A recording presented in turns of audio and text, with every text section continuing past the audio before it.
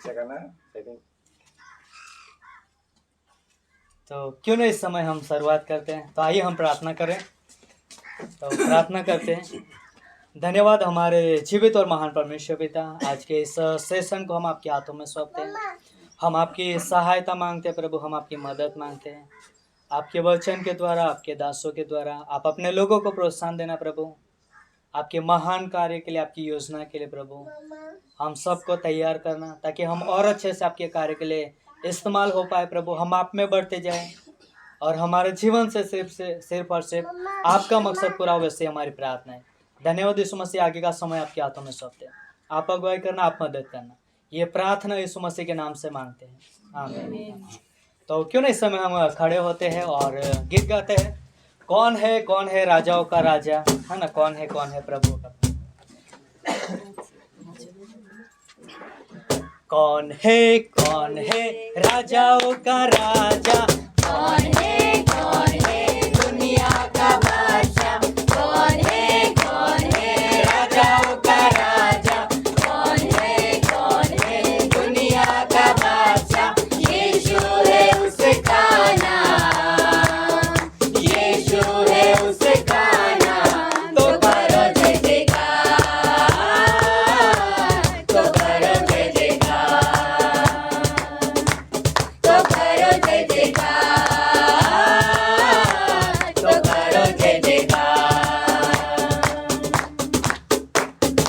पानी पे चलता है, भीड़ को खिलाता है। पानी पे चलता है, भीड़ को खिलाता है। शैतान भी डरता है यीशु के नाम से, शैतान भी डरता है यीशु के नाम से। कौन है राजाओं का राजा, कौन है दुनिया का बादशाह, कौन है राजाओं का राजा, कौन है दुनिया का बादशाह। यीशु है उसका नाम, यीशु है उसका नाम। तो करो जय जयकार, तो करो जय जयकार, तो करो जय जयकार, तो करो जय जयकार। क्रूस को उठाया है, मौत को हराया है। क्रूस को उठाया है, मौत को हराया है। अनुग्रह से उसके हमने उद्धार पाया है, अनुग्रह से उसके हमने उद्धार पाया है। कौन है राजाओं का राजा, कौन है दुनिया का बादशाह, कौन है राजाओं का राजा, कौन है दुनिया का बादशाह। यीशु है उसका नाम, यीशु है उसका नाम। तो करो जय जयकार, तो करो जय जयकार, तो करो जय जयकार, तो करो जय जयकार, तो करो जय जयकार, तो करो जय जयकार।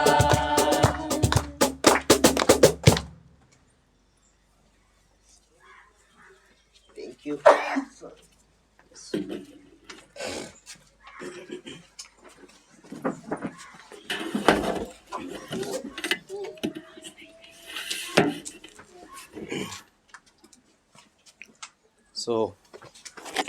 सब लोग तैयार हैं परमेश्वर का वचन सुनने के तो लिए? શું તમે તૈયાર છો પ્રભુના વચનો સાંભળવા? यस।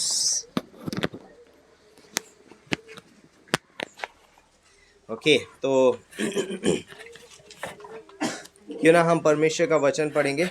તો આવા સમયની અંદર આપણે પ્રભુના વચનો વાંચીએ. और उत्पत्ति की किताब उसका दूसरा अध्याय ઉત્પત્તિનું પુસ્તક તેનો બીજો અધ્યાય और उसकी 18वीं पंक्ति से लेके 23वीं पंक्ति तक. અને 18મી કલમથી લઈને આપણે 23મી કલમ વાંચીશું. ओके, इवन 24-25 तक. અને 25 સુધી પણ આપણે વાંચીએ. या तो यहाँ पर इस प्रकार से लिखा है. क्यों ना हम खड़े हो जाएं परमेश्वर का वचन पढ़ने के लिए. આવો આપણે ઊભા થઈએ પ્રભુના વચન વાંચવા. उत्पत्ति का 2:18 से ઉત્પત્તિ તેનો બીજો અધ્યાય 18 થી આગળ. 18 से लेके आगे तक पढ़ेंगे हम. फिर यहोवा परमेश्वर ने कहा, आदम का अकेला रहना अच्छा नहीं है, मैं उसके लिए एक ऐसा सहायक बनाऊंगा जो उससे मेल खाए. और यहोवा परमेश्वर भूमि में से सब जाति के बनेले पशु और आकाश के सब भांति के पक्षियों को रचकर आदम के पास ले आया कि देखे कि वह उनका क्या क्या नाम रखता है. और जिस जीवित प्राणी का जो नाम आदम ने रखा वही उसका नाम हो गया. सो आदम ने सब जाति के घरेलू पशु और आकाश के पक्षियों और सब जाति के बनेले पशुओं के नाम रखे, परंतु आदम के लिए कोई ऐसा सहायक ना मिला जो उससे मेल खा सके. तब यहोवा परमेश्वर ने आदम को भारी नींद में डाल दिया, और जब वह सो गया तब उसने उसकी एक पसली निकालकर उसकी संति मांस भर दिया. और यहोवा परमेश्वर ने उस पसली को जो उसने आदम में से निकाली थी स्त्री बना दिया और उसको आदम के पास ले आया. और आदम ने कहा, यह मेरी हड्डी में की हड्डी और मेरे मांस में का मांस है, सो इसका नाम नारी होगा, क्योंकि ये नर में से निकाली गई है. इस कारण पुरुष अपने माता पिता को छोड़कर अपनी पत्नी से मिला रहेगा और वे एक ही तन बने रहेंगे. या यस, गुजराती में भी पढ़िए. સારું, આપણે ગુજરાતીમાં વાંચીએ. આને લખ્યું છે, અને યહોવા દેવે કહ્યું કે આવો આપણે માણસ એકલો રહે તે સારું નથી, હું તેને યોગ્ય એક એવી સહાયકારી સુજાવીશ. અને યહોવા દેવે ખેતરના હરેક જાનવરોને તથા આકાશના હરેક પક્ષીઓને ભૂમિમાંથી ઉત્પન્ન કર્યા, અને તે માણસ તેઓનું નામ શું પાડશે એ જોવાને તેઓને તેની પાસે લાવ્યા. અને તે માણસે હરેક જાનવરને જે નામ આપ્યું તે તેનું નામ પડ્યું. અને તે માણસે સર્વ ગ્રામ્ય પશુના તથા આકાશના પક્ષીઓના તથા સર્વ વન પશુઓના નામ પાડ્યા. પણ આદમને યોગ્ય એવી સહાયકારી મળી નહીં. અને યહોવા દેવે આદમને ભર ઊંઘમાં નાખ્યો, અને તે ઊંઘી ગયો. ત્યાર પછી તેણે તેની પાસળીઓમાંથી એક લઈને તે ઠેકાણે માંસ ભર્યું. અને યહોવા દેવે જે પાસણી માણસમાંથી લીધી હતી તેની એક સ્ત્રી બનાવીને માણસની પાસે તે લાવ્યો. અને તે માણસે કહ્યું કે આ મારા હાડકામાંનું હાડકું ને મારા માંસમાંનું માંસ છે. તે નારી કહેવાશે, કેમ કે તે નરમાંથી લીધેલી છે. એ સારું, માણસ પોતાના મા બાપને છોડીને પોતાની પત્નીને વળગી રહેશે, અને તેઓ એક દેહ થશે. અને તે માણસ તથા તેની પત્ની બંને નગ્ન હતા, પણ તેઓ લાજતા ન હતા.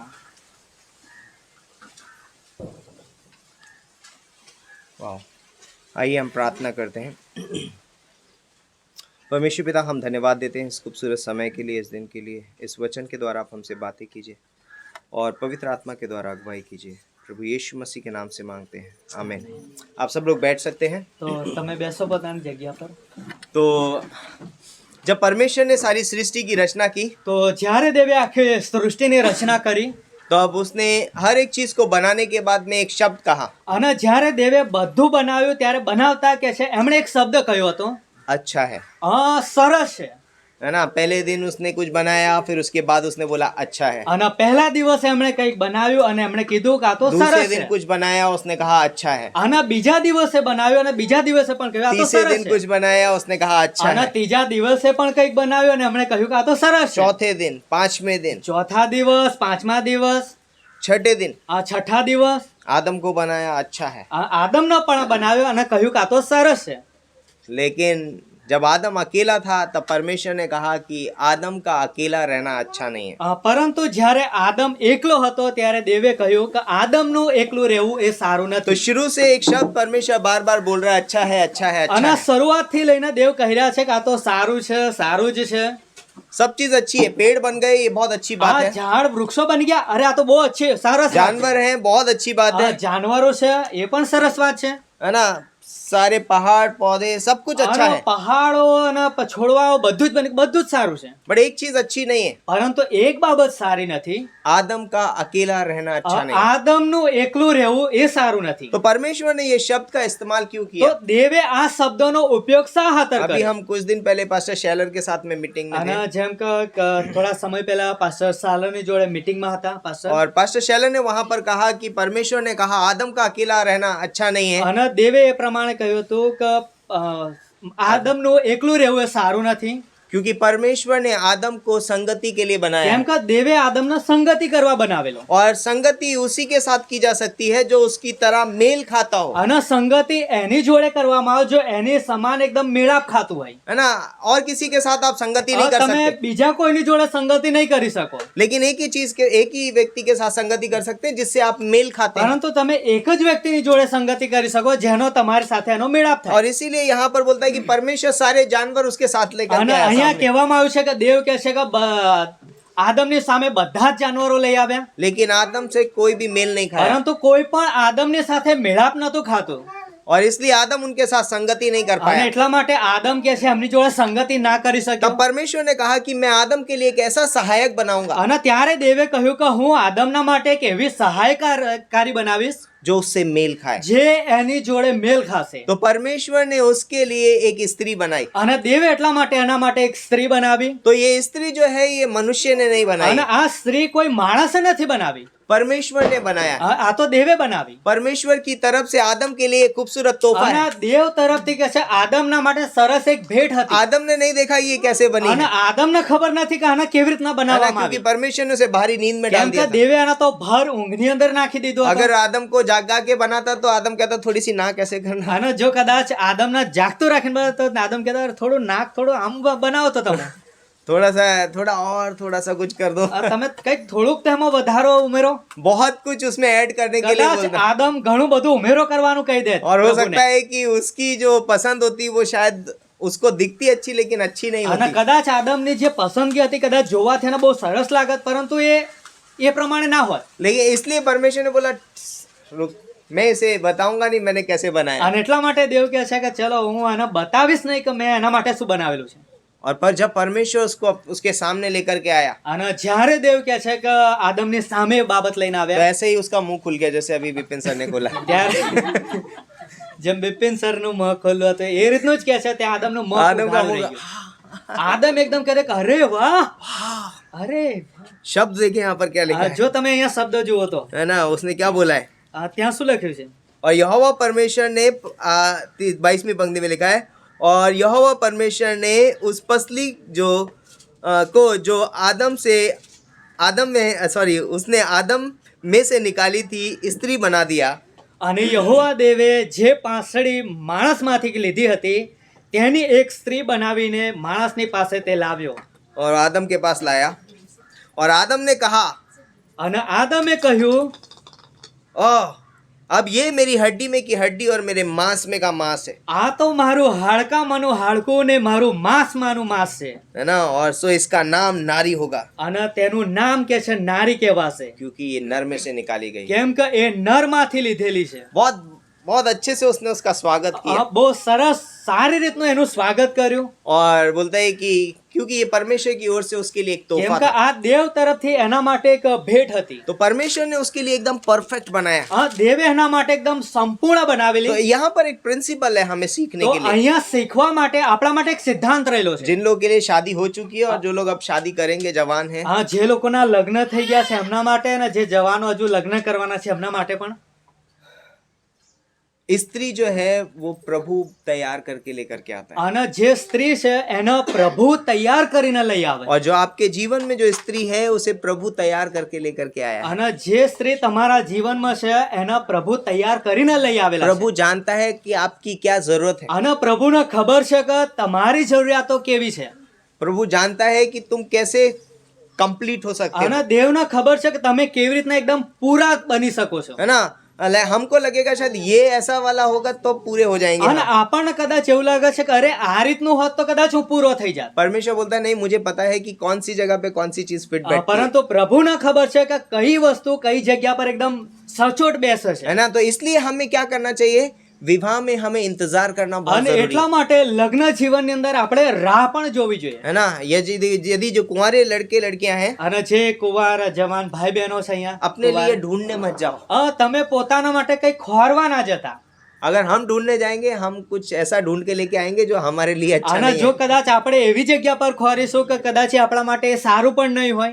नहीं, अगर हम खोजने जाएंगे तो हम अपने लिए ऐसा खोज के लाएंगे जो हमारे लिए शायद ठीक नहीं અને होगा. આપણે કદાચ એવી બાબત ખોરીને લઈ આવશું જો આપણા માટે સારી બાબત નહીં હોય. इसीलिए परमेश्वर को इंतजार करना बहुत जरूरी है. અને એટલા માટે દેવમાં રાહ જોવી એ બહુ જરૂરનું છે. क्योंकि परमेश्वर देख रहा है आदम का अकेला रहना अच्छा नहीं है. કેમ કે દેવ જોઈ રહ્યા છે કે આદમનું એકલું રહેવું એ તો સારું નથી. कुछ लोग सबर नहीं कर पाते हैं, કેટલાક લોકો રાહ નહીં જોઈ सकता. है ना. अरे उसको लगता है अरे मेरी एज निकल गई, मेरा अरे, ये हो गया, मेरा मारी वो तो हो गया. ઉંમર જતી રહી, મારું તો આ રીતનું થઈ ગયું, પેલું થઈ ગયું. याद रखिए कि परमेश्वर आपके बारे में सोच रहा है. યાદ રાખજો કે દેવ તમારા વિશે વિચારી રહેલા છે. और उसने बोलता है कि उसने हमारे बारे में सोच रखा है. અને એમણે આપણા વિશે વિચારી રાખેલું છે. और हमारे लिए वो कोई हवा तैयार कर रहा है, અને આપણા માટે કોઈક હવા એ તૈયાર કરી રહ્યા છે.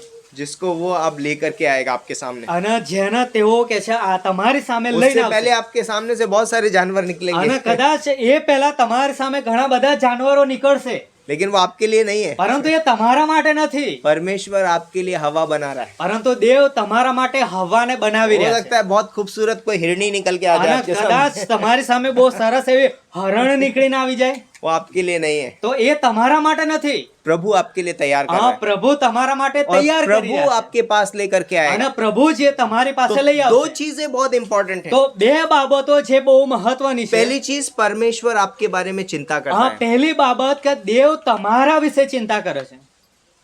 दूसरी चीज, અને બીજી બાબત परमेश्वर आपकी जरूरत को जानता है. દેવ તમારી જરૂરિયાતોને જાણે છે. जानता है वो. એ જાણે છે. आप ऐसा मत सोचिए कि प्रभु को नहीं पता है मुझे क्या चाहिए. અને તમે એ રીતના ના વિચારતા કરે મારે શું જે છે પ્રભુને નહીં ખબર. કદાચ परमेश्वर जानता है. પ્રભુને ખબર છે. आगे तीसरी चीज, અને ત્રીજી બાબત, परमेश्वर आपके लिए हवा तैयार कर रहा है. દેવ તમારા માટે હવાને તૈયાર કરી રહ્યા છે. चौथी चीज, અને ચોથી બાબત, प्रभु ही आपके पास उस हवा को लेकर के અને आए. પ્રભુ જ એ હવાને તમારી પાસે લઈ આવશે. आदम को क्या करना है? આદમને શું કરવાનું? आदम क्या कर रहा था? આદમ શું કરી રહ્યો હતો? आदम गहरी नींद में था. આદમ ભર ઊંઘની અંદર ઊંઘેલો હતો. क्यों था वो? શા માટે એવો હતો? वो इंतजार कर रहा है. કેમ કે ત્યાં રાહ જોઈ રહ્યો છે. हमें पर प्रभु में आराम विश्राम करने की जरूरत है. આપણે પ્રભુની અંદર આરામ વિશ્રામ કરીએ और प्रभु हमारे लिए तैयार कर रहा है. અને પ્રભુ આપણા માટે તૈયાર और કરી जब રહ્યા છે. प्रभु हमारे लिए तैयार करके અને लेकर के आएगा, જ્યારે પ્રભુ આપણા માટે તૈયાર કરીને લઈ આવશે वाव, તો આપણે કહીશું વાવ, ये मेरी हड्डी में का हड्डी और मेरे मांस આ में તો का मांस. મારું હાડકામાંનું હાડકો ને મારું માંસમાંનું માંસ છે. और वहां पर प्रभु उसके पास लेकर के आता है, અને જ્યારે પ્રભુ એની પાસે લઈ આવ્યા तो प्रभु उनको एक आशीष देता है वहां पर. અને ત્યારે પ્રભુએ એને આશીષ આપી. क्या आशीष देता है वो? અને પ્રભુએ શું આશીષ આપી એને? उत्पत्ति का 1:28 पढ़िए. ઉત્પત્તિ તેનો પહેલો અધ્યાય 28મી કલમ. और परमेश्वर ने उनको आशीष दी और उनसे कहा फूलो फलो और पृथ्वी में भर जाओ और उसको अपने वश में कर लो और समुद्र की मछलियों तथा आकाश के पक्षियों और पृथ्वी पर रेंगने वाले सब जंतु पर अधिकार रखो। क्या करने के लिए बनाया?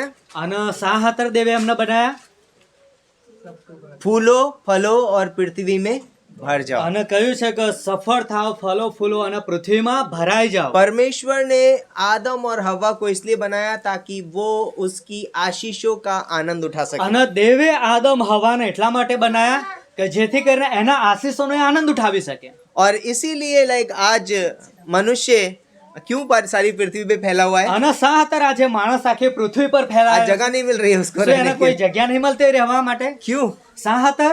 ये परमेश्वर की आशीष है। એ દેવનો આશીષ और છે. परमेश्वर ने कहा फलो फूलो और पृथ्वी में भर जाओ। અને દેવે કહ્યું કે ફલો ફૂલો સફળ થાઓ અને પૃથ્વીમાં ભરાઈ જાઓ. ये परमेश्वर की योजना આ थी। દેવની યોજના હતી. तो आदम और हवा को बनाने का परमेश्वर का एक पर्पस તો है, આદમ અને હવાના બનાવવા માટે દેવનો એક ઉદ્દેશ્ય હતો एक परिवार को बनाना, કે એક પરિવારને બનાવવું, ताकि उसके द्वारा परमेश्वर को महिमा मिले। કે જેથી કરીને એમના દ્વારા દેવનો મહિમા મળે इसके द्वारा परमेश्वर की स्वरूप को प्रकट किया અને जाए। એમના દ્વારા દેવનું જે સ્વરૂપ છે એ પણ દેખાવા આવે. परमेश्वर इस धरती पे अपने आप को प्रकट करना चाहता અને है। દેવ કે છે આ ધરતી પર પોતાને દેખાડવા માંગે છે. तो एक पति पत्नी का रिश्ता जो है एक खूबसूरत रिश्ता અને है, એટલા માટે પતિ પત્નીનો જે સંબંધ છે એ બહુ સરસ સંબંધ और છે. ये परमेश्वर को प्रकट कर सकता है। અને આ જ કે છે દેવને પ્રગટ કરી लेकिन શકે आज એમ છે. बहुत सारे परिवार, बहुत सारी फैमिलीज आज मसीह को प्रकट नहीं कर रहे। પરંતુ કેટલા ઘણા બધા એવા પરિવાર છે જે પ્રભુ ઈસુ ખ્રિસ્તને પ્રગટ નહીં કરતા. उसका रीजन क्या है? તો એનું કારણ શું હશે? क्यों हम परमेश्वर को प्रकट नहीं कर पाते આ अपने શા जीवन से? માટે આપણે આપણા જીવનથી દેવને દેખાડી નહીં શકતા? क्यों ऐसा होता है? આ શા માટે આવું બને છે? क्योंकि वहां पर एक चीज की कमी है, કેમ કે ત્યાં એક બાબતની કમી હોય છે वाचा। અને એક करार. वाचा भूल गए हैं लोग। હા, એક करारને લોકો ભૂલી ગયેલા तो છે. जब परमेश्वर जब आदम और हवा को एक साथ लेकर અને के आया, જ્યારે દેવ આદમ અને હવાને એક સાથે લઈ આવ્યા तो वहां पर एक करार हुआ है। તો ત્યાં એક करार થયો. क्या बोला है आदम ने? અને આદમે શું કહ્યું ત્યાં? ये मेरी हड्डी में की हड्डी और ये मेरे मांस में का मांस है। અને આ તો મારું હાડકામાંનું હાડકું અને મારું માંસમાંનું માંસ છે. हड्डी में की हड्डी, આ मांस में મારું का मांस। હાડકામાંનું હાડકું અને મારું માંસમાંનું માંસ. और ये नर में से निकाली गई है, इसका नाम नारी होगा। અને આ નરમાંથી એને કાઢવામાં આવ્યું છે એટલા માટે એનું નામ નારી હશે. और यहाँ पर देखिए एक पंक्ति लिखी हुई है અને એક કલમ લખી છે આ પ્રમાણે कि परमेश्वर ने कहा कि वे एक तन होंगे। અને દેવે કહ્યું કે તેઓ બંને તો એક દેહ થશે. एक तन। તેઓ એક તન એક દેહ થશે. अभी दो हो गए हैं इसलिए प्रॉब्लम हो रही है। હવે કે છે બે બે થઈ ગયેલા છે એટલા માટે કે છે સમસ્યા છે वो भी ઊભી नहीं થઈ बोलते। છે. मैं हो गया है इसलिए तकलीफ हो અને रही એની है। અંદર હું બસ હું જ આ ઊભું થયું છે. मैं હું અને હું જ. एक शादी में मैं नहीं है, એક લગ્ન જીવનમાં હું નથી. एक शादी में हम है। પરંતુ લગ્ન જીવનની અંદર આપણે हम का मतलब है परमेश्वर बीच में है। આપણે મતલબ કે આપણી વચમાં દેવ છે. लाइक आदम कुछ नहीं है, हवा कुछ नहीं है, पर जब परमेश्वर बीच में है तब आदम और हवा एक है। આદમ કઈ નથી અને હવા કઈ નથી પરંતુ તેઓની વચમાં દેવ છે અને એટલા માટે તેઓ કઈ છે. इन दोनों का अस्तित्व नहीं था। તેઓ બંનેનું અસ્તિત્વ કઈ ન હતું. इन दोनों को कौन लेकर के आया તો है? એ બંનેને કોણ લઈ આવ્યા? किसने बनाया? કોણે બનાવ્યા એમને? आदम को किसने बनाया? આદમને કોણે બનાવ્યા? परमेश्वर ने। हवा ने बनाया દેવે. आदम को? કે હવાએ બનાવ્યા આદમને? आदम ने हवा को કે बनाया? આદમે હવાને બનાવી? दोनों ने एक दूसरे को કે बनाया? આ બંને એકબીજાને બનાવી? कोई नहीं। ના, કોઈને નહીં. परमेश्वर ने एक दूसरे को बनाया। પરંતુ દેવે કે છે કે તેઓ બંનેને એકબીજાને બનાવ્યા परमेश्वर ने बनाया। અને દેવે બનાવ્યા એમને. कौन एक दूसरे को साथ તો लेकर के आया? કોણ એકબીજાની હંગાતે લઈને આવ્યું? आदम ढूंढने गया था, શું આદમ ખોરવા ગયો હતો ક્યાં? हवा ढूंढ रही थी। કે હવા ખોરવા ગઈ હતી? नो। ના. कौन लेके आया एक साथ? તો કોણ લઈને આવ્યું એક હંગાતે સાથે? परमेश्वर। દેવ. और परमेश्वर उनके बीच में है। અને દેવ કે છે તેઓની વચમાં છે. और ये एक वाचा है અને परमेश्वर। એ કે છે દેવનો એક કરાર છે. और इवन यहाँ पर लिखा है कि माता पिता को छोड़कर अपनी पत्नी से मिला रहेगा और वो दोनों एक तन होंगे। અને ત્યાં લખ્યું છે કે મા બાપને છોડીને તેઓ કે છે કે એક દેહ થશે. है ना? और इसीलिए अभी अगर 28 का आगे पढ़ोगे तो वो यहाँ पर लिखा है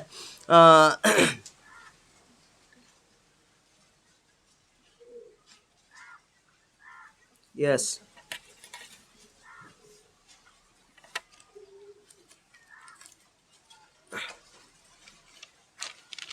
सॉरी मैं पंक्ति मिस कर दिया।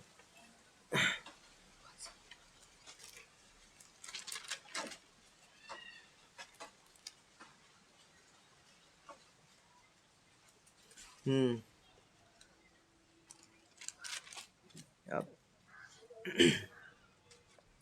यस 27મી पंक्ति 27મી કલમ વાંચીએ, પહેલા અધ્યાયની 27મી કલમ. यस तब परमेश्वर ने मनुष्य को अपने स्वरूप के अनुसार उत्पन्न किया, अपने ही स्वरूप के अनुसार परमेश्वर ने उसको उत्पन्न किया और नर और नारी करके उससे ने मनुष्य की सृष्टि की. એમ દેવે પોતાના સ્વરૂપ પ્રમાણે માણસને ઉત્પન્ન કર્યો અને દેવના સ્વરૂપ પ્રમાણે તેણે તેને ઉત્પન્ન કર્યો અને તેણે તેઓને નર નારી ઉત્પન્ન કર્યા. यस और किसने उत्पन्न किया है? કોણે બનાવ્યા એમને? परमेश्वर ने. દેવે. और परमेश्वर आदम के पास हवा को लेकर के અને आया. દેવ કે છે આદમની પાસે હવા લઈ આવ્યા. और जब वो हवा को उसके पास लेकर के અને आया જ્યારે દેવ હવાને એમની પાસે લઈ આવ્યા तब उसने कहा कि ये दोनों एक होंगे. અને ત્યારે તેમણે કહ્યું કે તેઓ બંને એક થશે परमेश्वर उनके बीच में है. અને દેવ તેઓની વચમાં और છે. बाइबल में लिखा है कि जिन्हें परमेश्वर ने जोड़ा है उन्हें मनुष्य अलग ना करे. અને બાઇબલમાં લખ્યું છે કે દેવે જેને જોડ્યું છે એને કોઈ માણસ અલગ ના કરે. कोई अलग नहीं कर सकता. કોઈ અલગ નહીં કરી तो શકે. एक पति पत्नी के रिश्ते में एक परमेश्वर का वायदा है, અને એક પતિ પત્નીના સંબંધની અંદર દેવનો કરાર છે. वाचा है. ત્યાં કરાર છે દેવનો. तो अगर वो वाचा क्या है તો એ કરાર કેવો છે, કયો છે? कि जिसे परमेश्वर ने जोड़ा है उसे कोई अलग ना करे. કે દેવે જેને જોડ્યા છે એને કોઈ અલગ ના કરે. परमेश्वर ने मनुष्य को एक साथ लेकर के અને आया દેવ કે છે માણસને એક સાથે લઈ આવ્યા और उनको कोई अलग नहीं कर તો सकता. એને કોઈ અલગ ના કરી શકે. लेकिन एक व्यक्ति है जो अलग करना चाहता है પરંતુ એક વ્યક્તિ છે જો અલગ કરી શકે છે. और वो थोड़ी देर के बाद आ गया बीच में. અને જો એ થોડા જ સમયની અંદર જો વચમાં આવી ગયો તો थोड़ी देर लगी. એ જો થોડોક જ अगर સમય आप એનો મોકો उत्पत्ति का મળ્યો. 3रा अध्याय पढ़ेंगे જો તમે ઉત્પત્તિનો 3જો અધ્યાય વાંચો ત્યાં तो वहां पर एक व्यक्ति है जो शादी से बहुत नफरत करता અને है. ત્યાં એક વ્યક્તિ છે જે લગ્ન જીવનનો ઘણી જ નફરત કરે છે. क्योंकि यहाँ पर परमेश्वर का उद्देश्य है, અહીંયા કે છે દેવનો ઉદ્દેશ્ય રહેલો છે. यहाँ परमेश्वर की योजना है. અહીંયા દેવની યોજના રહેલી क्या છે. है परमेश्वर की योजना? તો દેવની યોજના શું હતી? परमेश्वर मनुष्य के द्वारा सारी पृथ्वी पे राज करना કે चाहता है. દેવ માણસ દ્વારા આખી પૃથ્વી પર રાજ્ય કરવા માંગે एक છે. परिवार के द्वारा. એક પરિવાર દ્વારા. लेकिन अब यहाँ पर एक परिवार अब टूट रहा है. પરંતુ અહીંયા એક પરિવાર કે છે એકદમ તૂટી રહ્યું છે. क्यों टूट रहा है? તો શા હાતરે તૂટી જઈ રહ્યું છે? दुश्मन बीच में आया. કેમ કે તેમના વચમાં દુશ્મન આવી રહ્યો છે. एक समय था जब परमेश्वर आदम और हव्वा थे. અને એક સમય હતો કે દેવની વચમાં આદમ અને परमेश्वर आदम और हव्वा के बीच में परमेश्वर थे આદમ અને હવાની વચમાં પરમેશ્વર હતા और परमेश्वर उनके साथ में फेलोशिप અને कर रहा है દેવ એમની સાથે સંગતિ કરી રહ્યા है હતા. ना, और घूम रहे हैं, आनंद उठा અને रहे हैं. તેઓ ફરી રહ્યા છે, ઘણો આનંદ ઉઠાવી રહ્યા છે. और एक चीज यहाँ पर जो शैतान को पसंद नहीं आती है, એક બાબત જે અહીંયા શૈતાનને બિલકુલ પસંદ ના આવી.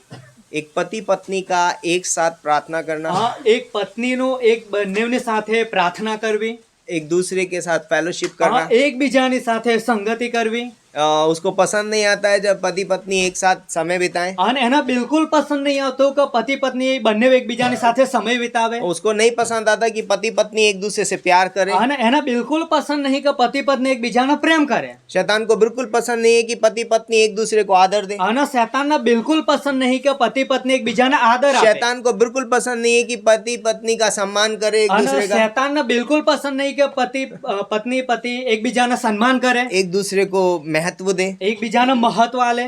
तो इसलिए उसने क्या कहा, અને એટલા માટે એણે શું કહ્યું? वो बीच में एक चीज फेंक दी उसने, એણે વચમાં એક બાબત નાખી. है ना, एक एक पाप. એક પાપ નાખ્યું. और उसने वो पाप क्या था पता है? અને પાપ શું હતું ખબર તમને? परमेश्वर की आज्ञा का उल्लंघन करना. દેવની આજ્ઞાનું ઉલ્લંઘન કરવું. शादी में सबसे बड़ी चीज बहुत इंपॉर्टेंट है, લગ્ન જીવનની અંદર એક બાબત જે સૌથી મહત્વની वो है परमेश्वर की आज्ञा का पालन करना. દેવની આજ્ઞાનું પાલન કરવું. संसार क्या बोलता है, સંસાર શું કર્યું છે આના બારામાં? मेरे क्या विचार है, મારા વિચારો શું છે એના मैं વિશે? क्या सोचता हूँ या मैं क्या सोचती हूँ. હું શું વિચારી રહ્યો છું કે પછી હું શું વિચારી રહી છું? बट बाइबल क्या बोलती है, પરંતુ આના વિશે બાઇબલ શું કહેવા માંગે છે? वो बहुत इंपॉर्टेंट है. એ બહુ મહત્વનું છે. और उसकी वजह से बहुत सारे परिवार चूक जाते हैं, એના લીધે ઘણા બધા પરિવારો એકદમ चूक जाते हैं एकदम- शादीशुदा जीवन में. ભૂલ કરી દે છે. उनको लगता है कि मुझे कुछ करना पड़ेगा। એમને એવું લાગે છે કે મારે કંઈ કરવું પડશે और वहां पर शैतान ने उसके सामने एक प्रलोभन लेकर के અને आया, ત્યાં શેતાન એમની સામે એક પ્રલોભન લઈ આવ્યો परमेश्वर की आज्ञा को तोड़ने का। કે દેવની આજ્ઞા ન તોડવું। और वहां पर उत्पत्ति के 3रे अध्याय में आदम और हव्वा ने वो फल खाया। અને ઉત્પત્તિ 3જા અધ્યાયની અંદર આદમ અને હવાએ ફળ ખાઈ લીધું। तो जब हव्वा ने फल खाया कुछ नहीं हुआ, તો હવાએ જ્યારે ફળ ખાધું ત્યારે કશું ના થયું, मरी नहीं हव्वा। હવા મરી જ નહીં। फिर उसने आदम को भी दिया, અને ત્યાર પછી એણે આદમને પણ આપ્યો, आदम ने भी खाया। આદમે પણ ખાધું। दोनों के अंदर पाप आ गया। હા, બંનેવની અંદર પાપ આવી तो ગયું। जो आदम बोल रहा था कि ये मेरी हड्डी में की हड्डी, मेरा मांस में का मांस જે है, આદમ કહી રહ્યો હતો કરે આ તો મારું હાડકામાંનું હાડકું અને મારું માંસમાંનું માંસ છે, बहुत प्यार करता था અને उसको। બહુ ઘણો જ પ્રેમ કરતો હતો એના। अब देखो क्या बोलता है। અને હવે આદમ શું કહેવા લાગ્યો જુઓ। हाँ 8वीं पंक्ति से पढ़िए। ત્રીજો અધ્યાય 8મી કલમ। तब यहोवा परमेश्वर जो दिन के ठंडे समय वाटिका में फिरता था, उसका शब्द उनको सुनाई दिया। आदम और उसकी पत्नी वाटिका के वृक्षों के बीच यहोवा परमेश्वर से छिप गए। અને દિવસને ઠંડે પહરે યહોવા દેવે વાડીમાં ફરતો હતો અને તેનો અવાજ તેઓ સાંભળ્યો અને તે માણસ તથા તેની પત્ની યહોવા દેવની દ્રષ્ટિથી વાડીના વૃક્ષોમાં સંતાઈ ગયા। फिर परमेश्वर ने कहा कि आदम आदम तू कहाँ है? અને દેવ કહેવા લાગ્યા કે આદમ આદમ તું ક્યાં છે? आदम बोलता है मैं छुपा हुआ हूँ। અને આદમ કહેવા લાગ્યો કે હું તો સંતાઈ ગયો છું, है ना, मैं बारी में तेरा शब्द सुनकर डर गया था, અને વાડીમાં मैं મેં नंगा તારો था इसलिए छिप गया था। વાડીમાં મેં તારો અવાજ સાંભળ્યો અને કે છે હું બી ગયો અને હું નગ્ન હતો એટલા માટે હું સંતાઈ ગયો। तो बोलता है किसने तुझे बताया? તો કે છે તને આવું કોણે બતાવ્યું? क्या तूने उस फल को खा लिया जिसको શું मैंने मना તે किया था? એ ફળ તોડીને ખાઈ લીધું જેને મેં ના પાડી હતી? अब देखो आदम क्या बोलता આ તો હવે જુઓ આદમ શું કહેવા है લાગ્યો। 12वीं पंक्ति में। 12મી કલમમાં यही वो आदम, वही आदम है ये जो कह रहा था ये मेरी हड्डी में की हड्डी, मेरे मांस में का मांस है। આ જ આદમ છે જે કહી રહ્યો હતો કે આ તો મારું હાડકામાંનું હાડકું ને મારું માંસમાંનું માંસ છે। है ना। अब देखो ये क्या बोलता है અને હવે શું કહી રહ્યો છે જુઓ। 12वीं पंक्ति में। 12મી કલમમાં आदम ने कहा અને આદમે કહ્યું जिस स्त्री को तूने दिया કે જે સ્ત્રી તે મને આપી છે और मेरे संग रहने को दिया, अनब- उसी ने उस वृक्ष का फल मुझे दिया અને और જે मैंने खाया। અને જેને મારી સાથે રહેવા માટે આપી છે તેણે મને એ વૃક્ષનું ફળ આપ્યું અને મેં ખાધું। तूने, આ તે परमेश्वर तूने, આ દેવ તે, है ना, ऐसी स्त्री दी मुझे, અરે તે તો આવી મને સ્ત્રી આપી દીધી। ये इसने मुझसे पाप करवा અરે दिया। આણે મને પાપ કરાવી નાખાવ્યું। सी જુઓ different। તમે, જુઓ કેટલો તફાવત છે। एक तरफ उसका मुंह खुला हुआ था એક તરફ એનું એકદમ વાહ। મોં ઉઘાડું જ રહી ગયું, વાવ કેટલું जब સરસ। परमेश्वर उसके सामने लेकर के आया, જ્યારે દેવ એની સામે લઈ આવ્યા હતા, लेकिन जब शैतान बीच में आया પરંતુ જ્યારે શૈતાન એમની વચમાં આવી उसका ગયો मुंह कैसे खुला? તો એનું મોં ઉઘાડ્યું તો કેવી રીતનું ઉઘાડ્યું? बुराई के लिए। બુરાઈ માટે, ખોટી બાબતો માટે। ये धन्यवाद के लिए नहीं खुला। આ ધન્યવાદ આભાર માનવા માટે નાતું ખોલ્યું। तो एक चीज जो हमारे बीच में बुराई लेकर के आया અને એક બાબત જે આપણી વચમાં એકદમ ભૂંડાઈ લઈ આવ્યો वो है शैतान। અને એ શૈતાન છે। और शैतान एक शादी को खराब અને करना चाहता है। શૈતાન એક લગ્નને ખરાબ जो કરવા पति માંગે છે। पत्नी बहुत प्यार से रहते थे, અને જે પતિ પત્ની બંને બહુ પ્રેમથી રહેતા जो હતા, परमेश्वर का भय मानते थे, જે દેવનો ભય રાખતા उसके साथ હતા, संगति करते थे, દેવની સાથે સંગતિ કરતા હતા, अब वो एक दूसरे पे इल्जाम लगा रहे હવે એકબીજાની ઉપર તેઓ દોષ મૂકવા લાગ્યા, આરોપ हैं, લગાવવા एक લાગ્યા दूसरे को बुरा भला बोल અને रहे हैं। એકબીજાને ભલું ભૂંડું કહેવા और લાગ્યા। आज वो कहानी वहां तक रुकती नहीं है। અને એ જે કહાની હતી એ ત્યાં લગીને જ ના રોકાઈ રહી। आज तो बहुत कुछ हो जाता है, આજે તો ઘણું બધું થઈ જાય છે। बाल पकड़ के भी हो जाता है વાળ પકડીને ખેંચા ખેંચી, है ना। क्यों? શા માટે આવું બની જાય છે? शैतान શૈતાન છે। शैतान नहीं चाहता है कि एक परिवार परमेश्वर की आराधना स्तुति करे। અને શૈતાન બિલકુલ નહીં ઈચ્છતો કે એક પરિવાર દેવની આરાધના સ્તુતિ કરે। और जैसे मैंने बताया कि आराधना स्तुति सिर्फ गानों से नहीं होती है। અને જેમ પાસ્ટરે આપણને શરૂઆતમાં બતાવ્યું કે આરાધના સ્તુતિ ફક્ત ગીતો જ ગાવા નથી। जब एक पति पत्नी जब एक साथ बैठते हैं, જ્યારે એક પતિ પત્ની એક સાથે તેઓ બંને બેસે जब वो છે, एक दूसरे का आदर करते हैं, જ્યારે તેઓ એકબીજાને આદર સન્માન जब આપે एक છે, दूसरे से प्रेम करते हैं, જ્યારે તેઓ એકબીજાને પ્રેમ કરે છે, एक दूसरे का वैल्यू देते हैं, એકબીજાને એક કિંમતી ગણે છે, ये परमेश्वर की आराधना है। આ દેવની આરાધના છે ओ मैं आपको इसलिए प्यार करता हूँ क्योंकि परमेश्वर ने आपको અને बनाया। હા હું તને એટલા માટે પ્રેમ કરું છું કેમ કે દેવે તને બનાવી છે ओ मैं आपको इसलिए चाहता हूँ क्योंकि परमेश्वर ने आपको मुझे दिया है। અને હું તમને એટલા માટે ચાહું છું કેમ કે દેવે તમને મને और આપ્યું ये છે बड़े आदर की बात है અને मेरे આ लिए। મારા માટે આદરની વાત છે और शैतान इस चीज से चिढ़ता है અને શેતાન આ બાબતથી લઈને મેં સિંચાઈ જાય છે और आज शैतान ने बहुत सारे पुर्जे बीच में डाल दिए हैं। અને આજે શેતાને ઘણા બધા એવા પડેકાઓ શેતાનની વચ્ચે લોકોની વચમાં મૂકી દીધા છે आज शादी में सिर्फ यही प्रॉब्लम नहीं, आज्ञा का उल्लंघन। અને લગ્ન જીવનની અંદર ખાલી આ જ બાબત નહીં કે આજ્ઞાનું ઉલ્લંઘન કરે आज बहुत सारी चीजें शायद शादी के अंदर डाल दी है उसने। અને આજે એણે લગ્ન જીવનની અંદર ઘણી બધી બાબતો મૂકી દીધેલી છે सीरियल, टीवी, ટીવી સિરિયલો मोबाइल, મોબાઈલ ફોન है ना। और मोबाइल की वजह से आज एक ही घर में 2 पति पत्नी है लेकिन दोनों अलग अलग है। અને ફોનના લીધે પતિ પત્ની એક જ ઘરમાં છે પરંતુ અલગ અલગ બે आप बोलेंगे फोन नहीं है तो आपके बीच में ज्यादा काम हो सकता है અને જો ફોન તમારી વચમાં નહીં હોય તો વધારે કામ થઈ શકશે है ना। बहुत काम करना पड़ता है, બહુ વધારે કામ કરવું પડશે बहुत काम कर रहे हैं, અને બહુ કામ કરી है રહ્યા ना। काम का बोझ इतना डाल दिया છે उसने। કામનો ભાર એટલો બધો મૂકી દીધો છે काम उस समय भी था धन की એ वाटिका में, સમયની અંદર એદનના બગીચામાં પણ કામ હતું लेकिन दोनों एक साथ मिलकर પરંતુ करते તેઓ બંને એક સાથે મળીને एक परमेश्वर उनकी मदद करता અને દેવ કે છે એમની મદદ કરતા હતા है ना। बहुत आनंदित थे वो लोग। અને એ લોકો ઘણા આનંદમાં હતા और उन्होंने क्या किया, उस वाचा को जो परमेश्वर ने उनके साथ बांधी थी वो वाचा धीरे धीरे मनुष्य अब तोड़ रहा है। અને જે દેવે એમની સાથે જે કરાર બાંધ્યો હતો એ માણસ ધીરે ધીરે તોડી રહ્યો છે आज इस दुनिया में क्यों इतना ज्यादा तलाक हो रहा है? આ દુનિયાની અંદર આજે આટલા क्यों બધા पति पत्नी છૂટાછેડા एक કેમ साथ થઈ नहीं રહ્યા છે रहना चाहते? કેમ પતિ પત્ની એકબીજાની જોડે રહેવા નહીં માંગતા क्यों શા હાતર આવું क्यों नहीं रहना चाहते? શા માટે રહેવા નહીં માંગતા शैतान बीच में है। કેમ કે શેતાન વચમાં છે अब शैतान सिर्फ शादी को तोड़ना चाहता है, શેતાન ફક્ત લગ્ન જીવન એ તોડવા માંગે છે खत्म करना चाहता है। એકદમ એનો નાશ કરવા और માંગે છે इसीलिए हमें लाइक एक शादीशुदा जीवन, खुशहाल जीवन हमें जरूरत है। અને એટલા માટે લગ્ન જીવન આપણા માટે બહુ એકદમ ખુશી વાળું ભર્યું હોવું જોઈએ और ये हमें सिर्फ परमेश्वर से मिल सकता અને है। આ ફક્ત આપણને દેવ તરફથી જ મળી શકે છે तो परमेश्वर ने हमें बोलता है कि परमेश्वर ने शुरू में जब स्त्री पुरुष को बनाया અને था, જ્યારે દેવે શરૂઆતમાં સ્ત્રી અને પુરુષને બનાવ્યા तो उन्हें नर और नारी करके તો बनाया તેઓએ નર અને નારી કરીને બનાવ્યા ताकि वो दोनों एक साथ रहें। કે જેથી કરીને તેઓ બંને એક સંગાતે સાથે રહે मेरी हड्डी में की हड्डी मेरे मांस में का આ मांस। મારું હાડકામાંનું હાડકું અને મારું માંસ મનું માંસ जब ऐसे ही करेंगे हम, અને જ્યારે अब मैं ऐसे करूँ तो क्या होगा? આ રીતનું કરશે તો કેવું થશે दर्द हो रहा है कन्नू भाई? હા દુખાવો થાય हो रहा है? इधर दर्द हो रहा है, सॉरी ज्यादा जोर से नहीं कर रहा हूँ।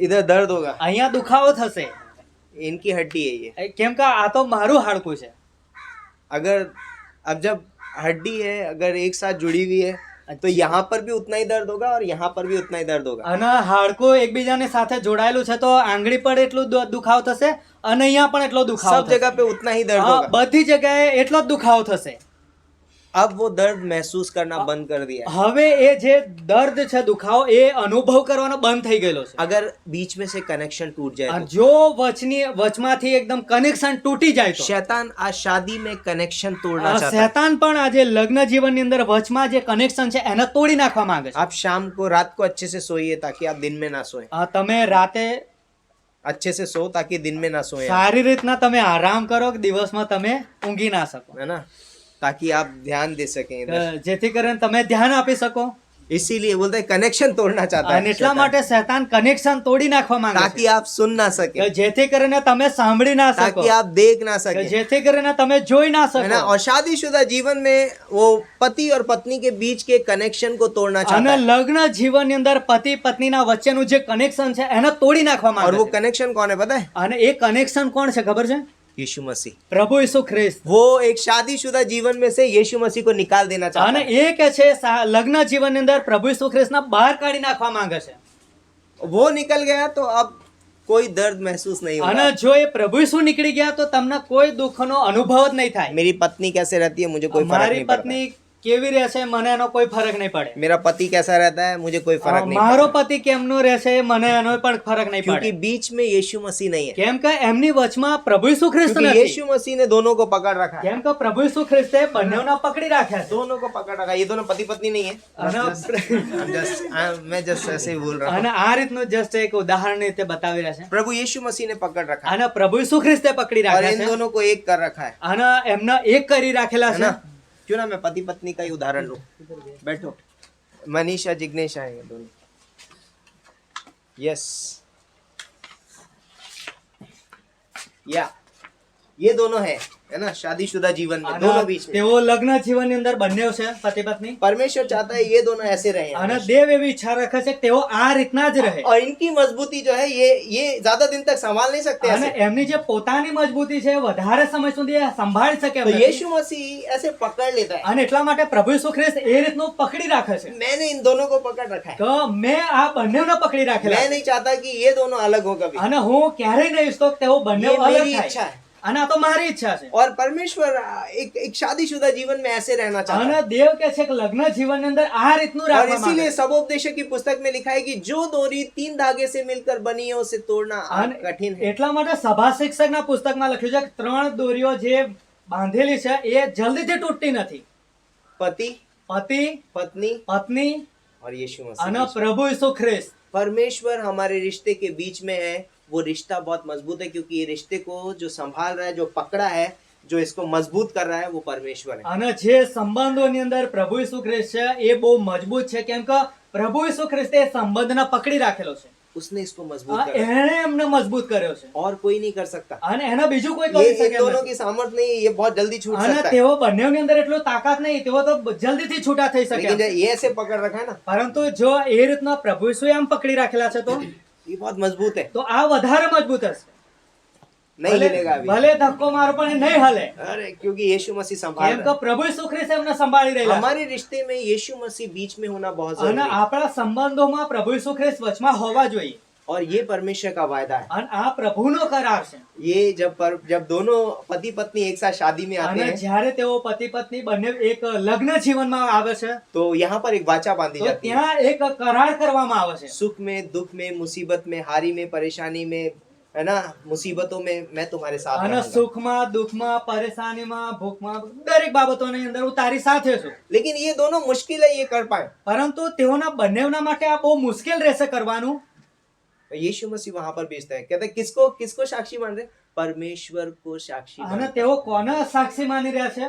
પ્રભુ ઈસુના દેવના. और जब हम ऐसा बोलते हैं, परमेश्वर हमारे हाथ पकड़ लेता है, અને જ્યારે આપણે આ Strong રીતનો પકડો યાર. કરાર કરીએ છીએ ત્યારે મજબૂતી દેવ से. કે છે આપણો હાથ આ રીતનો પકડી રાખે છે. है ना, और फिर वो उसको ऐसे कवर कर અને लेता है, ત્યારે દેવ એને એકદમ કવર કરી રાખે છે, और ઢાંકી રાખે છે. परमेश्वर बोलता है आप इन्हें कोई अलग नहीं कर અને ત્યારે દેવ કહે છે કે આમને તો કોઈ અલગ કરી શકે એમ નથી. सकते। लेकिन एक समय आएगा जब ये दोनों अगर परमेश्वर को अपने रिश्ते में प्रायोरिटी देना बंद कर देंगे, પરંતુ જો એક સમય એવો આવે કે તેઓ દેવને પ્રથમ સ્થાન આપવાનું બંધ કરી દેશે.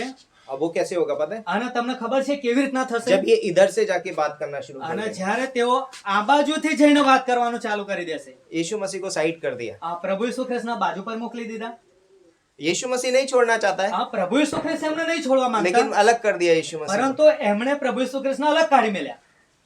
अपनी परिस्थितियों को दोनों अपने आप से हैंडल करने અને की कोशिश कर रहे એમના हैं। જીવનમાં જે પરિસ્થિતિઓ છે બંને બંને એમની રીતે સંભાળવા लेकिन માંગે. अब एक समस्या एक ये है कि जब हम यीशु मसीह पर निर्भर होते हैं, પરંતુ જ્યારે આપણે પ્રભુ ઈસુ ખ્રિસ્તની ઉપર નિર્ભર રહીએ છીએ तो अब ये परिस्थिति इधर आती है ऐसे તો पहले। એ પરિસ્થિતિ એ બાજુ રહી જાય છે પ્રભુ તરફથી. यीशु मसीह के बताता है, यीशु मसीह ऐसा है प्रॉब्लम, અને એ પ્રભુ ઈસુ ખ્રિસ્તને બતાવે છે કે પ્રભુ ઈસુ ખ્રિસ્ત આવી और સમસ્યા यीशु છે मसीह इधर बात करता અને પ્રભુ ઈસુ ખ્રિસ્ત આ બાજુ વાત કરે છે. है ना, और फिर दोनों एक दूसरे को क्या करते हैं? અને संभाल लेते ત્યારે हैं, પ્રભુ ઈસુ ખ્રિસ્ત એ બંનેને સંભાળી લે છે. क्योंकि परमेश्वर रिश्तों को तोड़ने नहीं उनको बनाने आए। કેમ કે દેવ સંબંધોને તોડતા નથી, એ તો બનાવવા માટે આવેલા. लेकिन अगर हम इधर जाकर के परमेश्वर को बीच में ना रख के अपने आप से उसको हैंडल करने की कोशिश करें, अपनी बुद्धिमत्ता लगा के, अपनी सामर्थ लगा के, પરંતુ જો આપણે આમ ફરીને કહે છે કે આપણે પોતાની રીતે એને સંભાળવા માંગીએ હે ને, પોતાની બુદ્ધિ પોતાની અક્કલ પર ભરોસો રાખીને, नहीं होगा। તો એ નહીં બને. हमें परमेश्वर पर, अपने रिश्ते में परमेश्वर पर निर्भर रहना અને चाहिए। આપણે આપણા સંબંધોની અંદર આપણે દેવની ઉપર નિર્ભર तो રહેવાનું हर दिन, हर તો समय એટલા માટે હર સમય હર દાડે ये वाचा जो है वो नई है। આ જે કરાર છે એકદમ નવો છે। हम तो बोलते हैं हमारी शादी को तो 20 साल हो गए, અરે આપણે તો કહે છે, અરે અમાર તો લગ્ન થયા તો ઘણા વર્ષો વીતી ગયા, 5 साल हो गए, 8 साल हो गए, 20 साल हो गए, 50 साल हो गए। 5, 8, 50 વર્ષો વીતી ગયા અમારા તો। नहीं, એ પ્રમાણે નથી। एवरी डे हमारी शादी नई है। આ દરરોજ આપણું લગ્ન જીવન નવું જ છે। शादीशुदा जीवन, रिश्ता कभी पुराना नहीं है, અને લગ્ન જીવનનો જે સંબંધ છે ક્યારેય જૂનો નથી, कभी पुराना नहीं એ होता। ક્યારેય જૂનો નહીં થતો, ये नया है એ તો નવો। और परमेश्वर चाहता है कि हम उस नए रिश्ते में हमेशा हर दिन अपनी पति पत्नी एक दूसरे के साथ वाचा बांधे। वही जो मैंने तुमसे उस दिन बांधी थी ना, वही वाचा मैं आज फिर बांध रहा हूँ અને आपसे। દેવ એવી ઈચ્છા आज રાખે इस છે दिन કે के लिए પતિ પત્ની પણ લગ્ન જીવનની અંદર જે પહેલા કરાર કર્યો તો એ આજે પણ અને દરરોજ એ રીતનો એ બાંધતા રહે। मैं ये नहीं कह रहा हूँ कि आप सुबह उठ के जरूरी है वो रिपीट करना, सुख में, दुख में, मुसीबत में। એનો મતલબ એવો નહીં કે સવારમાં ઉઠીને તમે ફરી પાછું એને બોલતા રહો કે अब बोल देंगे तो अच्छी बात है, कोई बात અને नहीं જો है। બોલે બોલશો તો પણ સારી बट બાબત છે। आप ये बोल सकते हैं कि वो जो मैंने करार किया था वो आज भी मैं भूला नहीं। પરંતુ તમે એ બાબતને યાદ કરશો કે એ કરાર જે મેં પહેલા કર્યો તો એ હું આજે પણ ભૂલ્યો નથી। लेकिन जब परिस्थितियां आएंगी, कठिन परिस्थितियां, बोलने में आसान है लेकिन कठिन परिस्थितियों में क्या मैं उस वाचा को याद रखा? પરંતુ જ્યારે બોલીએ છીએ આપણે તો બહુ આસાન હોય છે, પરંતુ જ્યારે એ કઠિન પરિસ્થિતિઓની અંદર શું હું એને નિભાવું છું, ये बहुत इंपॉर्टेंट चीज है। અને આ બહુ तो મહત્વની उस બાબત कठिन परिस्थिति में भी मुझे वो याद रखने की जरूरत है। છે। તો એ કઠણ પરિસ્થિતિની અંદર પણ મારે तो યાદ आज का રાખવાનું। हमारा सेशन है रिमेम्बर द प्रॉमिस। અને આજના સેશનનો જે વિષય છે યાદ રાખો એ करारને। उस वाचा को याद रखिए जो आपने शादी के समय बांधा था। અને એ करारને તમે યાદ કરો જે તમે લગ્નના સમયે બાંધ્યો હતો। और यीशु मसीह को बीच में रखिए अपनी અને शादी। પ્રભુ ઈસુ ખ્રિસ્તને તમારી વચમાં રાખો તમે। Thank you. ધન્યવાદ, તમારો આભાર। तो शैतान जो है एक परिवार को तोड़ना चाहता है શૈતાન એક લગ્ન જીવનને તોડવા માંગે છે, और इसीलिए वो बोलता है कि पति पत्नी के बीच में आके खड़ा અને होता એટલા है। માટે પતિ પત્નીની વચમાં આવીને તે ઊભો રહી वो જશે। पता है यीशु मसीह का स्थान लेना चाहता है अरे, एक पति पत्नी के जीवन में, પતિ પત્નીના જીવનની અંદર એ શૈતાન ઈસુ ખ્રિસ્તની જગ્યા લેવા માંગે છે। है ना। और वो पता है क्या बोलता है? અને શું કહે છે? तू क्या कम है इससे?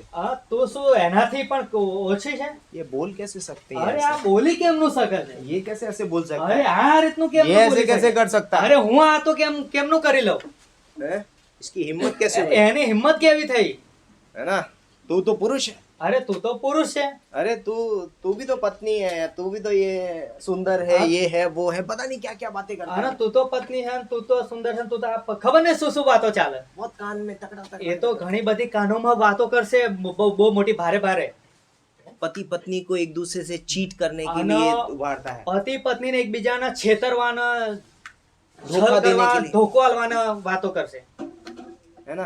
हवा से किया ना, અને જેમ હવાને वो आदम को धोखा कर देना चाहता था लेकिन हवा के द्वारा उसने धोखा અને दिया એ આદમને ધોકો આપવા માંગતો હતો એટલા માટે એણે હવ્વાને ધોકો આપ્યો और हवा से आदम को धोखा दिलवाया। અને હવ્વા દ્વારા આદમને ધોકો અપાવડાયો। तो ये बहुत इंपॉर्टेंट चीज है कि शादी में आप किसकी आवाज सुन અને रहे हैं? એટલા માટે આ બહુ મહત્વનું છે કે લગ્નમાં તમે કોનો અવાજ સાંભળો છો? किसकी आवाज सुन रहे हैं? તમે કોનો અવાજ સાંભળો છો? किसी पड़ोसन की? શું તમારા કોઈ પડોશીનો અવાજ? कोई सांसारिक मनुष्य की तो जो आपको बस- सलाह दे सके? જો કોઈ સંસારનો માણસ છે જે સલાહ આપે છે એનો है ना। અવાજ? शादी में कुछ हो गया तो पंचायत में લગ્ન જીવનમાં કઈક બની ગયું કે ચલો સમાજના પેલા પંચાયત છે એની સલાહ લઈએ? कोई सच्ची सलाह नहीं देगा। કોઈ તમને સાચી ખરી સલાહ નહીં આપે। बाइबल બાઇબલ વગર। बाइबल बताती है कि क्या राइट है क्या रॉन्ग है। અને બાઇબલ જ બતાવે છે કે કઈ બાબતો સારી છે ને કઈ इसीलिए બાબતો हमें हमारे ખોટી છે। पास्टर टीचर की અને जरूरत એટલા માટે આપણને પાસ્ટર 100 बार आएंगे कोई प्रॉब्लम नहीं અને है। તમે 100 વખત આવશો કોઈ સમસ્યા નહીં।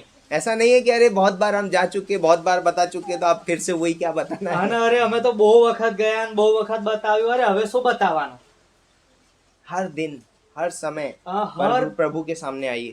હર દિવસ હર સમય તમે सबसे પ્રભુની पहले સામે तो આવો। अपने घुटने टेक दो, नम्र हो जाओ, दीन हो जाओ। સૌથી પહેલા તમે પોતાના ઘૂંટણોને ટેકવી નાખો, નમ્ર બની જાવ, દીન। एक दूसरे के सामने, એકબીજાની સામે, प्रभु के सामने, પ્રભુની સામે क्योंकि પણ। नम्रता हर एक चीज को सह કેમ કે सकती है। નમ્રતા દરેક તરફથી हर एक चीज को सह सकती है। સહન કરી લેશે। लेकिन घमंड जो है वो विरोध करता है। પરંતુ જે ઘમંડ હશે એ તો વિરોધ કરશે.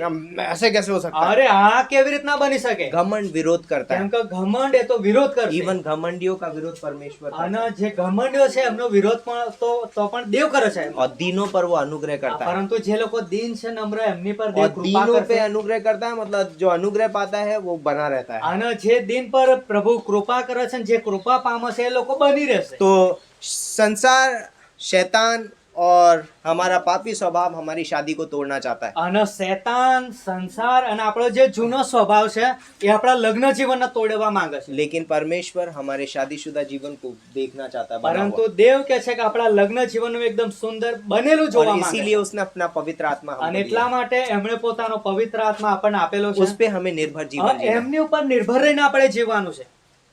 आमीन। આમેન. तो प्रभु में प्रभु ने हमारे रिश्ते को बनाया है। અને દેવે આપણા સંબંધોને બનાવેલું છે. उसने हमें एक साथ जोड़ा है, અને આપણને એક સાથે જોડી है ना? દીધેલા वो છે. हमें एक साथ लेकर के आया है। અને એ આપણને એક और हमने સંગાથે अपनी લઈ આવ્યા शादी में एक वाचा बांधी છે. है। અને આપણા લગ્ન જીવનની અંદર એણે આપણે સાથે કરાર કરેલો છે. और प्रभु कहता है कि मैं तुम्हें कभी नहीं छोड़ूंगा और कभी नहीं અને त्यागूंगा। પ્રભુ કહે છે કે હું તમને ક્યારેય છોડીશ નહીં, હું તમને ક્યારેય તજીશ પણ નહીં. परमेश्वर एक पति पत्नी को छोड़ने के लिए तैयार नहीं है। એવ એક પતિ પત્નીને છોડવા તૈયાર નથી. तो हम क्यों छोड़ रहे તો हैं? પછી આપણે કેમ છોડી દઈએ? हम क्यों छोड़ेंगे? આપણે કેમ છોડી દઈએ? ये शैतान का एक हथियार है। આ તો શૈતાનનું એક હથિયાર છે. पहले वो हमारे जीवन में यीशु मसीह की जगह लेना चाहता है, પહેલા કે છે આપણા જીવનની અંદર પ્રભુ ઈસુ ખ્રિસ્તની જગ્યા લેવા માંગે છે. फिर वो हमें डिवाइड करना અને चाहता ત્યાર પછી આપણને અલગ કરી દેવા માંગે છે. है। तो शादीशुदा जीवन में शैतान को अपने जीवन में स्थान मत दीजिए। તો લગ્ન જીવનની અંદર તમે શૈતાનને પોતામાં જગ્યા ના આપશો. डोंट गिव प्लेस टू शैतान। શૈતાનને તમે બિલકુલ જગ્યા ના આપશો. नहीं है यहाँ तेरा स्थान। શૈતાન તારી જગ્યા અહીં બિલકુલ નથી. प्रार्थना करिए, પ્રાર્થના કરો. शैतान मेरे घर से, मेरे परिवार से, मेरे बच्चों के जीवन से, मेरी शादी से इसी समय दूर हो जा। અને તમે કહો કે શૈતાન તું મારા પરિવારમાંથી, મારા ઘરમાંથી, મારા બાળકોમાંથી, મારા લગ્ન જીવનમાંથી તું દૂર ચાલ્યો જા. यहाँ पर तेरा कोई स्थान नहीं। અહીંયા તારી કોઈ જગ્યા નથી. यहाँ प्रभु रहता है। અહીંયા પ્રભુ રહે છે. यहाँ प्रभु के लिए जगह है અહીંયા પ્રભુના માટે જગ્યા और છે. उसको अपने जीवन में स्थान અને दीजिए। એને તમે તમારા જીવનમાં और સ્થાન આપો. देखिए प्रभु कैसे हमारे અને शादीशुदा ત્યાર जीवन को તમે खुशहाल। જુઓ કે પ્રભુ તમારા લગ્ન જીવનને કેવું. क्योंकि जब हम यीशु मसीह के साथ हैं, તો જ્યારે આપણે પ્રભુ ઈસુ ખ્રિસ્તની સાથે છે वहाँ आनंद की भरपूरी है। ત્યાં આનંદનો ભરપૂર હશે. वहाँ पर हम प्रेम महसूस ત્યાં करेंगे। આપણે પ્રેમનો અનુભવ हम કરીશું. वहाँ पर हम एक दूसरे का आदर અને करेंगे, ત્યાં આપણે એકબીજાના આદર एक સન્માન दूसरे को આપીશું. शांति આપણે देंगे, એકબીજાને શાંતિ પૂરી પાડીશું. है ना? બરાબર.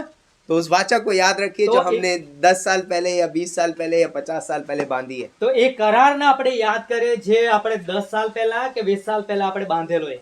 और परमेश्वर हमारे साथ है। પ્રભુ આપણી સાથે. आमीन। આમેન. तो वाचा है परमेश्वर की शादी में, તો લગ્ન જીવનની અંદર દેવનો કરાર છે. और उस वाचा को हमें याद रखना તો है એ કરારને આપણે યાદ રાખવાનો છે. कि पति पत्नी अपने माता पिता को छोड़कर अपनी पत्नी से मिला रहेगा पति। અને પતિ પત્ની પોતાના મા બાપને છોડીને એ તેઓ પત્નીની સાથે તેઓ મળી રહેશે. બંને एक दूसरे से मिले તેઓ रहेंगे। એકબીજાની સાથે મળી રહેશે. शादीशुदा रिश्ते में तीसरे व्यक्ति की जगह नहीं, લગ્ન જીવનની અંદર ત્રીજા વ્યક્તિનું કોઈ સ્થાન इवन નથી. बच्चों की भी जगह नहीं, એટલું જ કે બાળકોનું પણ જગ્યા નથી ત્યાં. उनका एक अलग स्थान है। એમની જગ્યા છપાનું એક અલગ સ્થાન છે. पर शादी में बच्चे ऊपर स्थान पे नहीं है, પરંતુ લગ્ન જીવનની અંદર બાળકો ઉપરના भागમાં નથી. पहले परमेश्वर है, પહેલા પ્રભુ છે પોતે, फिर पति पत्नी दोनों અને आपस ત્યાર में, પછી પતિ પત્ની એકબીજાની સાથે, फिर बच्चे आते हैं, અને ત્યાર પછી બાળકો આવે છે, फिर कलीसिया है ત્યાર પછી મંડળી આવે છે, है ना? बाकी सब बाद में। અને બીજી બાબતો પછી ત્યાર પછી. सबसे पहले परमेश्वर, शादीशुदा સૌથી जीवन, પહેલા લગ્ન જીવનની અંદર પરમેશ્વર, फिर पति पत्नी, પછી પતિ પત્ની બંને, और उसके बाद सब कुछ। અને ત્યાર પછી બીજી બધી બાબતો. आमीन। આમેન. आइए प्रार्थना करते हैं। પ્રાર્થના કરીએ. परमेश्वर पिता, हम धन्यवाद देते हैं, आपके नाम को ऊंचा उठाते हैं, आपकी महिमा, आपकी स्तुति करते हैं। इस खूबसूरत समय में आप हमें अगुवाई कीजिए, सहायता करिए, और आपके प्रेम, आपके अनुग्रह में बने रहने के लिए मदद कीजिए। यीशु मसीह के नाम से मांगते हैं, आमीन।